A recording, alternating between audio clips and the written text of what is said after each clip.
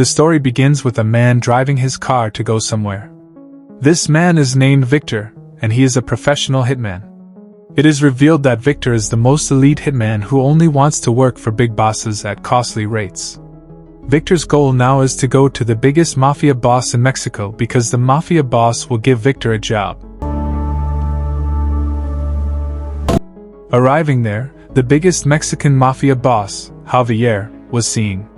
Javier wants Victor to eliminate his business rival within 1 week, and Javier will pay Victor $1 million. Es una oferta muy generosa.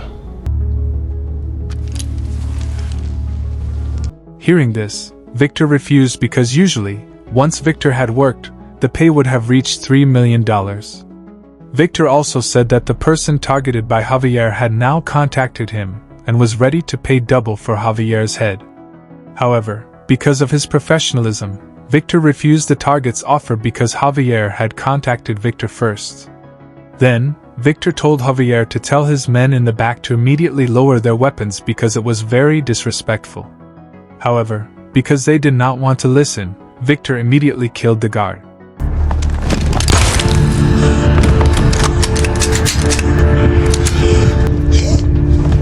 Javier, who didn't want any trouble at his base, didn't seem to mind.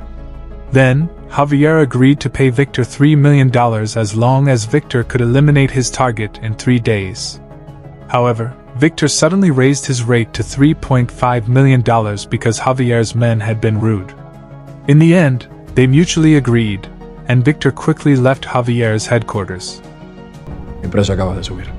3,5. Pero solo si lo haces en menos de una semana. Sabrás de mí cuando el trabajo esté hecho.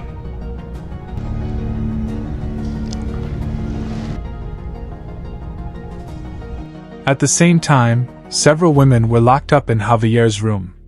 As it turns out, the women are Javier's kidnapped victims who will later be sold to perverted men. We are told that apart from being a mafia boss, Javier is also in the business of selling women. Here, one of Javier's kidnapped women, Sarai, tries to escape from there by taking advantage of Victor's presence. ¿Qué haces? Recoge tu cosa, nos vamos de aquí. Ese hombre es nuestra única salida. Javier nos va a matar a las dos. No seré ahí. Yo no puedo irme. Voy a regresar por ti. Te lo prometo.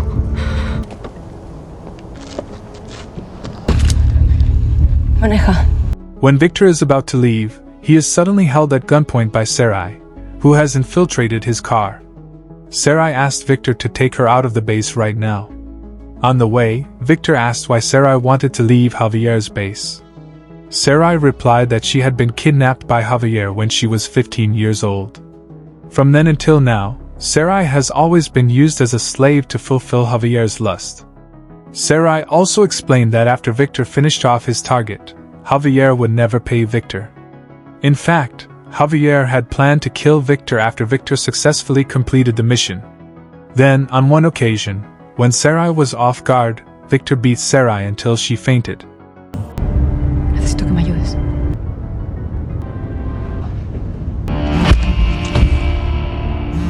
At the same time, Javier's younger sister, Isel, tries to find Sarai by asking one of the slaves there.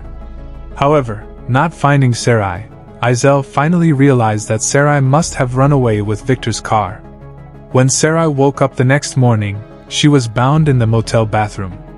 Victor came in and immediately untied Sarai's legs. Here, Victor ordered Sarai to stay in the bathroom and not try to get out. It turns out that Isel and Javier's men are already in the front room, wanting Sarai back. Here, Victor asks Isel to sit and talk nicely to make it look more polite. Victor also tells Javier's men not to pull out their weapons because that would challenge him. However, Isel replies that she's not here to chat but to bring Sarai back to her base. Before Isel sat down, Victor didn't want to say anything until Isel finally sat down. However, after Isel sat down, Victor suddenly killed all of Javier's men because he was very annoyed with Javier's men who kept carrying weapons.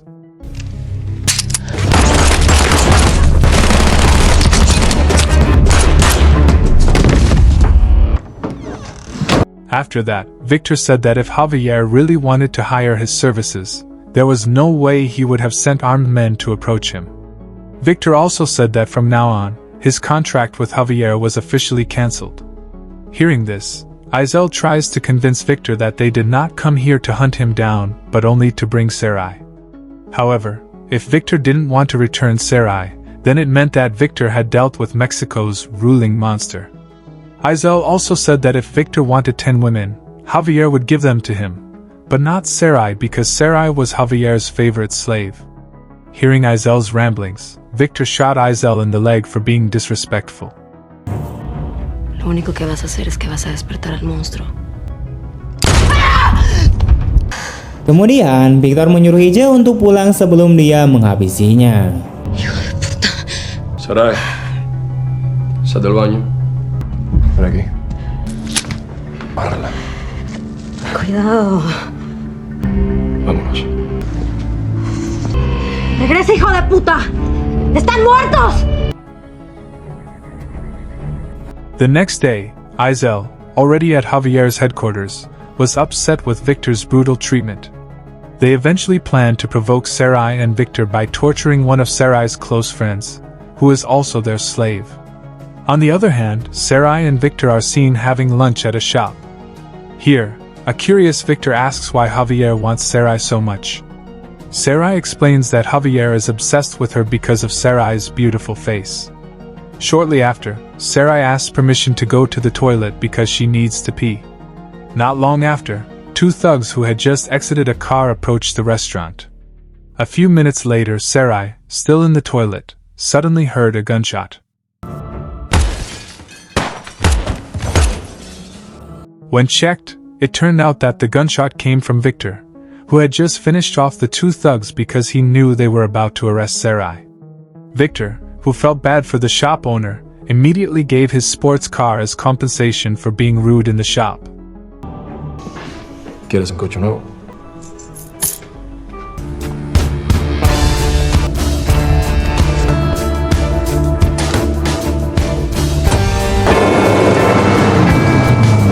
Later that night, Victor and Sarai stay at Victor's luxury villa. Then, when Victor opened his laptop, he received a video from Javier. When the video is opened, it shows Javier torturing one of his slaves, who is Sarai's best friend. Initially, Victor did not want to show the video to Sarai, but Sarai insisted until she saw it. When she saw the video, Sarai immediately felt very guilty.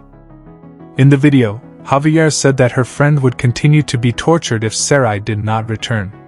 Finally, Sarai begged Victor to return her to Javier before her best friend was tortured to death. A few hours later, Javier contacted Victor to make a deal. In the agreement, Victor asked to exchange Sarai for two slaves, one of whom was Sarai's best friend. Hearing this, Javier agreed. The next day, before Victor exchanged with Javier, Victor invited Sarai to meet his best friend, Nicholas. Nicholas is a hitman, just like Victor. Victor and Nicholas usually go on missions together. Here, Victor asks Nicholas for help to come with him to meet Javier. Long story short, they finally met Javier's group at an agreed place. However, Javier did not want to attend and only assigned Izel, his younger sister, to carry out the exchange. Victor said that Javier was rude for not attending the exchange. Later, when Sarai is about to be exchanged for two women who are Javier's slaves, suddenly Victor is not willing to give Sarai to Javier's group.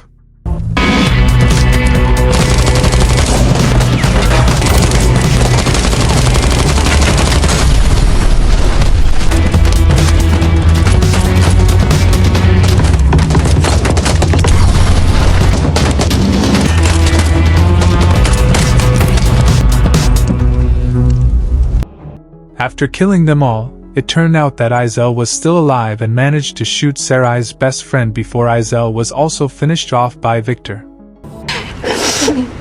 Todo va a estar bien.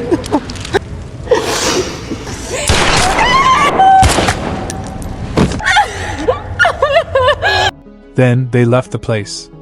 On the way, Victor told Nicholas to deliver one of Sarai's surviving friends to her parents. At the same time, Sarai would go with Victor to Romania to avoid Javier's group.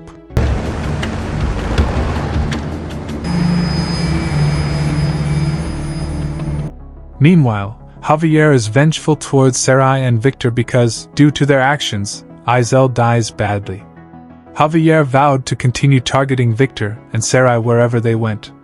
The next day, it shows Sarai and Victor, who have arrived in Romania. A woman immediately welcomed them and then took them to the woman's house. It is known that this woman is named Samantha, and Samantha is one of Victor and Nicholas' good friends.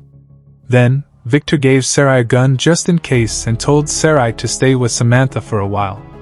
Meanwhile, Victor himself will apparently go back to Mexico the next day to completely slaughter Javier's group because Javier will definitely target them and take revenge for the death of his sister.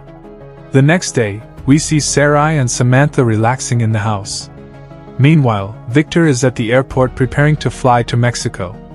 However, when Victor arrives at the airport, he gets a call from his informant that Javier's group is already in Romania, which makes Victor cancel his departure.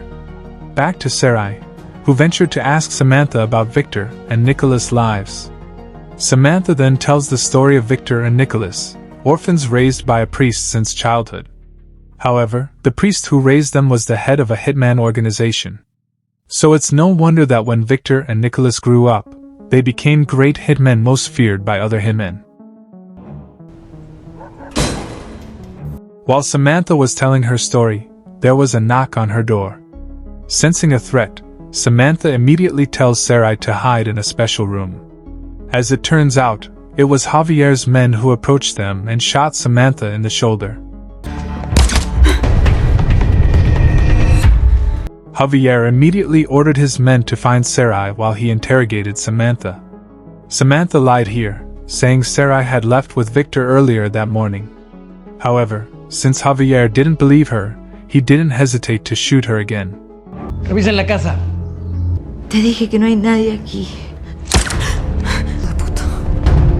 Meanwhile, Sarai, who sees from the CCTV that Samantha continues to be tortured by Javier, becomes confused between turning herself in or staying in the special room.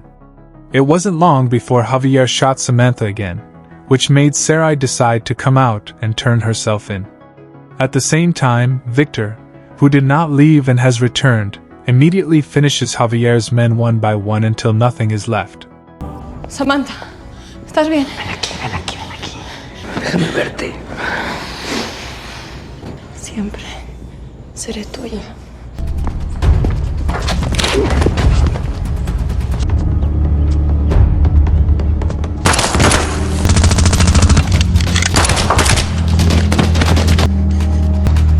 Ya llegó tu novio. Así es.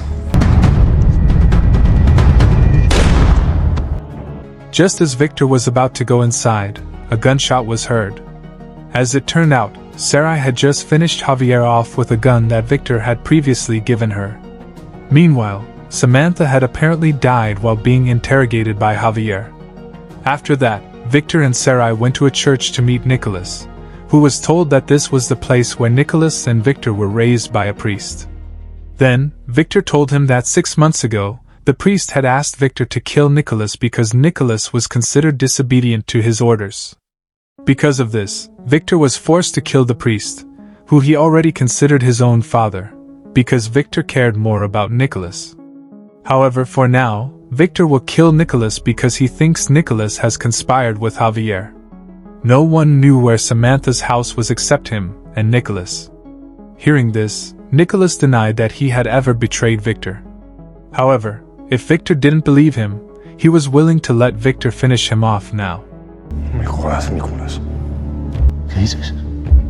Te lo juro por mi vida, soy tu hermano. Si debes eliminarme, hazlo. Mátame. No pienso rogar por mi vida. Saber que yo nunca te traicioné. Pero, ¿por qué confías en ella? Si ella fue la que empezó todo. Ella fue la que trajo a Javier. Several times, Nicholas told Victor to just shoot him, but apparently, Victor wasn't brave enough to finish him off. Then, Victor approached Sarai to examine her entire body. Finally, Victor found a chip planted at the nape of Sarai's neck. After that, Victor returned to Nicholas while apologizing for previously accusing him. Later that night, at a villa, Victor told Sarai he would give her everything she needed, including a new identity, money, and life. Victor also advised Sarai to go home to her parents. However, Sarai explained that she had no one left. Now, she wanted to live with Victor, even if it meant becoming a contract killer. Because of this, Victor finally allows Sarai to stay with him and trains her to become a hitman. Pero si te pido que mates a alguien porque es parte de una misión, no lo harías. No podrías asesinar a alguien sin saber por qué razón lo haces. A few months later, they were shown on a mission. By now, Sarai has officially become an assassin. While on the plane, Victor explains they will meet a Dubai mafia boss named Arthur. Arthur is a Dubai nobleman who owns an adult filmmaking business in various countries. When they get there, Victor and Sarai disguise themselves as one of the guests at a party organized by Arthur. Arthur, who was looking at his guests, seemed to notice them.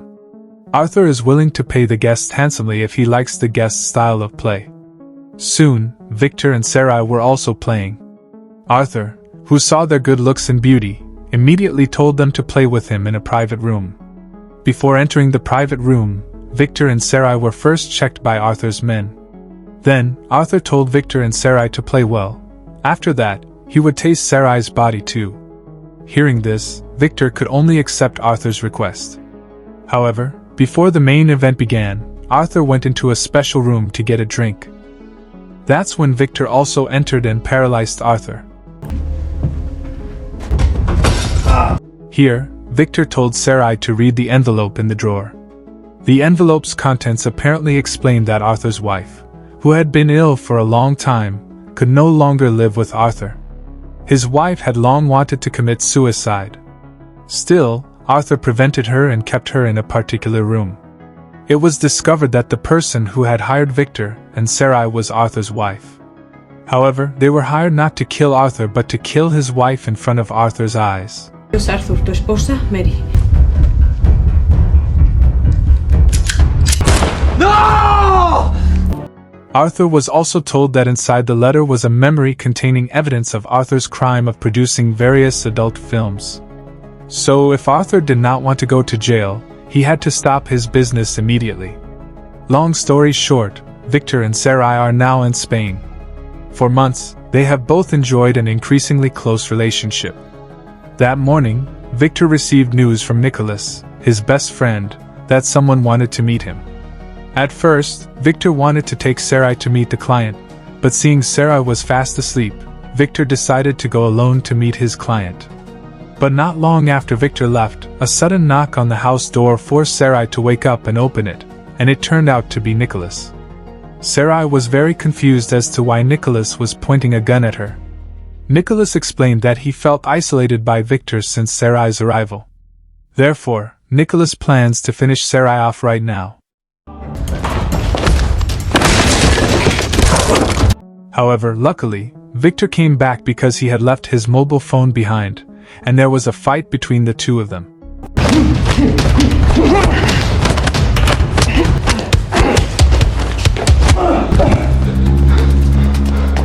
In the middle of the fight, Victor managed to paralyze Nicholas and intended to finish him off. However, Sarai suddenly forbade it because, after all, they were both brothers. In the end, Victor lets Nicholas live and intends to take Sarai away from the place. However, at that moment, Sarai was hit by a bullet shot when Victor and Nicholas dueled. Quickly, Victor decided to take Sarai to the hospital immediately.